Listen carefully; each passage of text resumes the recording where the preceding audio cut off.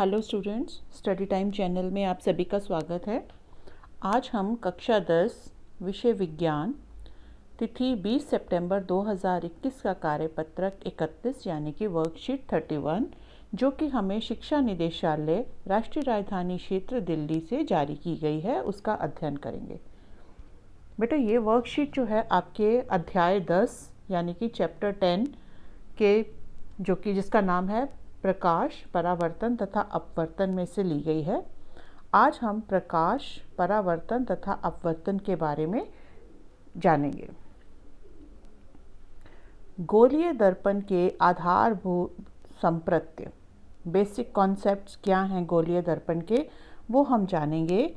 आइए हम कांच के खोखले गोल पर विचार करें। जैसे आपने एक बॉल ले ली जो अंदर से खोखली है, कांच की बॉल है जैसे वो। यदि हम खोखले गोले से एक टुकड़ा काटते हैं तो हमें एक घुमावदार टुकड़ा मिलता है। तो अगर जैसे कि ये देखिए ये खोखली गोला है, ठीक है, इसका कोई भी एक टुकड़ा काट लेते, जैसे हमने ये काट लिया तो हमें ये एक टुकड़ा घुमावदार टुकड़ा जो है वो मिल जाएगा। ठीक है, तो इस तरह से यहाँ पे देखिए, यदि हम खोखले गोले का एक टुकड़ा काटते हैं तो हमें घुमावदार टुकड़ा मिलता है। इस घुमावदार टुकड़े से गोलीय दर्पण बना सकते हैं। मतलब हमने कांच की एक बॉल ले ली जो अंदर से बिल्कुल खाली है, उसको हमने साइड से थोड़ा सा काट दिया तो वो देखिए इस तरह की शेप जो है वो आ जाएगी। तो इससे हम क्या बना सकते हैं, गोलीय दर्पण बना सकते हैं। यदि ऐसे दर्पण जिनका परावर्तक पृष्ठ गोलाकार होता है गोलीय दर्पण कहलाते हैं। तो ये गोलीय दर्पण की परिभाषा हो गई कि ऐसा दर्पण जिनका परावर्तक पृष्ठ गोलाकार होता है गोलीय दर्पण कहलाता है। एक गोलाकार दर्पण जिसकी परावर्तक सतह अंदर की ओर घुमावदार होती है अर्थात गोले के केंद्र की ओर होती है, अवतल दर्पण कहलाता है। इसमें बेटा एक सिंपल तरीके से मैं आपको समझाती हूँ। जैसे हमने एक बॉल को काट लिया, ठीक है, ये बॉल है, इसका हमने इतना पोर्शन काट लिया। कांच की ये बॉल थी, बिल्कुल खोखली थी अंदर से, तो इस तरह का ये पीस कट के हमारे पास ये वाला आ गया। अगर हम इसको बाहर से पेंट कर दें तो अगले वाला ये हिस्सा जो है वो क्या बन जाएगा, ये अंदर वाला हिस्सा जो है वो क्या बन जाएगा, दर्पण बन जाएगा। ऐसे दर्पण को हम क्या बोलते हैं, अवतल दर्पण।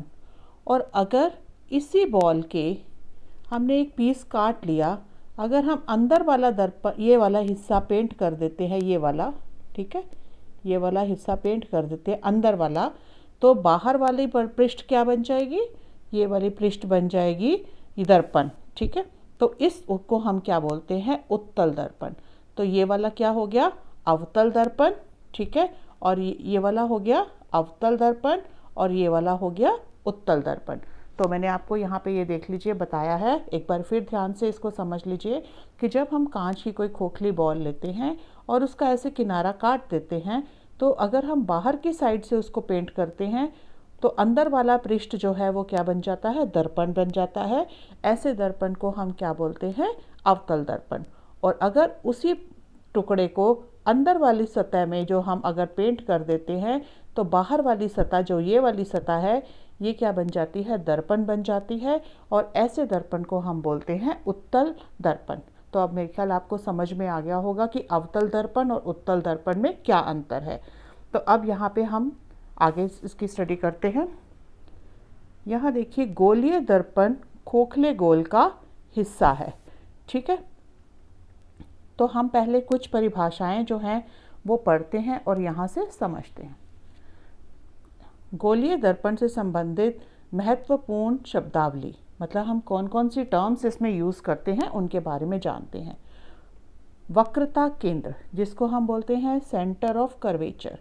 गोलीय दर्पण का परावर्तक पृष्ठ गोले का वह भाग है, इस गोले का एक केंद्र है। इस बिंदु को गोलीय दर्पण का वक्रता केंद्र कहा जाता है। इसे C अक्षर से निरूपित किया जाता है। ये देखिए, ये जो केंद्र है ये वाला, मतलब जो वो बॉल थी ना उसका जो त्रिज्या है, ये इसकी त्रिज्या हो गई। ये जो बिंदु है इसको हम क्या बोलते हैं? वक्रता केंद्र। ठीक है, इसको क्या बोलते हैं हम? वक्रता केंद्र। और ये वाला इसको हम किससे लिखते हैं? सी से। ये जो सेंटर है ये हो गया वक्रता केंद्र या सेंटर ऑफ कर्वेचर। ठीक है, नेक्स्ट देखिए वक्रता त्रिज्या। वक्रता त्रिज्या क्या है? गोले की त्रिज्या जिससे गोलीय दर्पण का परावर्तक पृष्ठ बनता है, दर्पण की वक्रता त्रिज्या कहलाती है।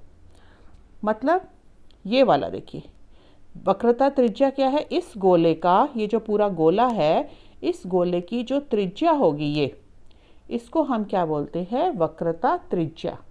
ठीक है, क्लियर हो गया सबको? जो इस बॉल की, जिससे हमने ये दर्पण काटा है, उस बॉल की जो त्रिज्या है वो क्या हो जाती है? इसकी वक्रता त्रिज्या। इसे अक्षर द्वारा दर्शाया गया है, वक्रता त्रिज्या है। ठीक है, यहाँ पे अभी आप यहाँ पे शो नहीं किया गया कि कौन से अक्षर से लिखा गया है, तो आप यहाँ पे CP जो है ये क्या हो जाएगी?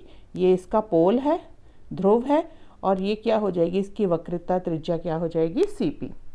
फिर आता है मुख्य अक्ष, जिसको हम बोलते हैं प्रिंसिपल एक्सिस। गोलीय दर्पण के ध्रुव तथा वक्रता केंद्र से गुजरने वाली रेखा को मुख्य अक्ष कहते हैं। मतलब जो ध्रुव ये वाला है, ध्रुव क्या होता है? ध्रुव होता है जो हमने ये वाली चीज़ ली है ना, जो हमने काटा है, जो पोर्शन हमने काटा है उसका केंद्र जो होता है उसको हम क्या बोलते हैं? ध्रुव बोलते हैं। तो ध्रुव और वक्रता केंद्र से हो जाती हुई रेखा जो है उसको हम क्या बोलते हैं? मुख्य अक्ष। ठीक है, यहाँ पे देखिए, गोलीय दर्पण के ध्रुव और वक्रता केंद्र से गुजरने वाली रेखा को मुख्य अक्ष। तो ये आपका क्या हो गया? मुख्य अक्ष। इसी तरह इसमें क्या हो गया? मुख्य अक्ष ये वाला हो गया। ठीक है, यहाँ पे C, इस उत्तल दर्पण में ये C हो गया, ये P हो गया, इसकी ये होगी वक्रता त्रिज्या। ठीक है, पोल ये है, ये वक्रता केंद्र हो गया।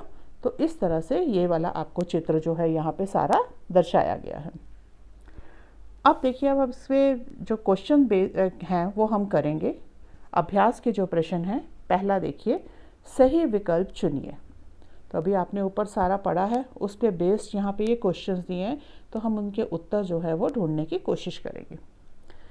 ऐसा दर्पण जिनकी परावर्तक सतह घुमावदार होती है क्या कहलाते हैं? समतल दर्पण, गोलीय दर्पण, A और B दोनों, कोई भी नहीं। तो हमने अभी ऊपर ही पढ़ा था कि ऐसा जिनके घुमावदार टुकड़े होते हैं उनको हम क्या बोलते हैं? गोलीय दर्पण।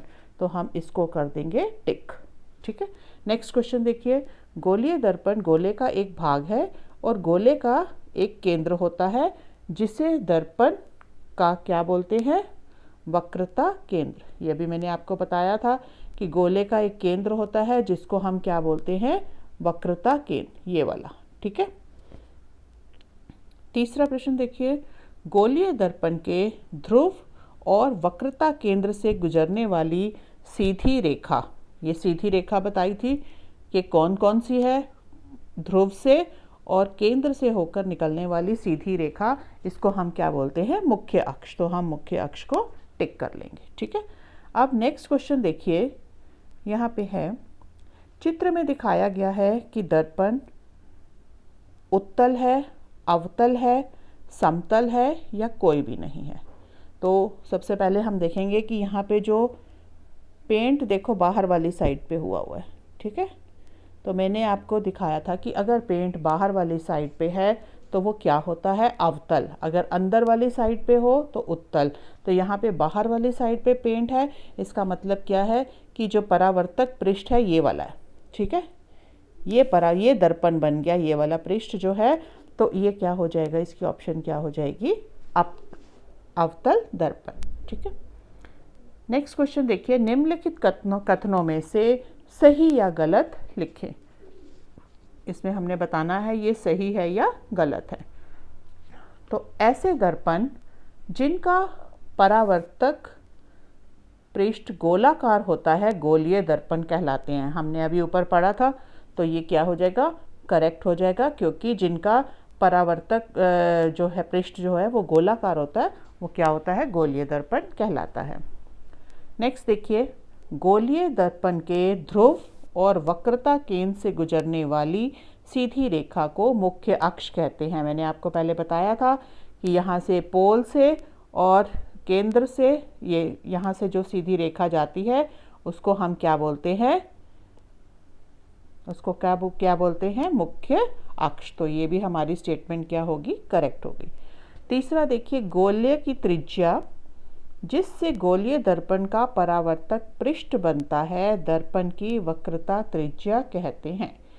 यहाँ पे देखिए यही लिखा हुआ है, गोलीय की त्रिज्या जिससे गोलीय दर्पण का परावर्तक पृष्ठ बनता है गोलीय की दर्पण की वक्रता त्रिज्या कहलाती है। तो ये भी हमारा क्या हो गया, करेक्ट हो गया।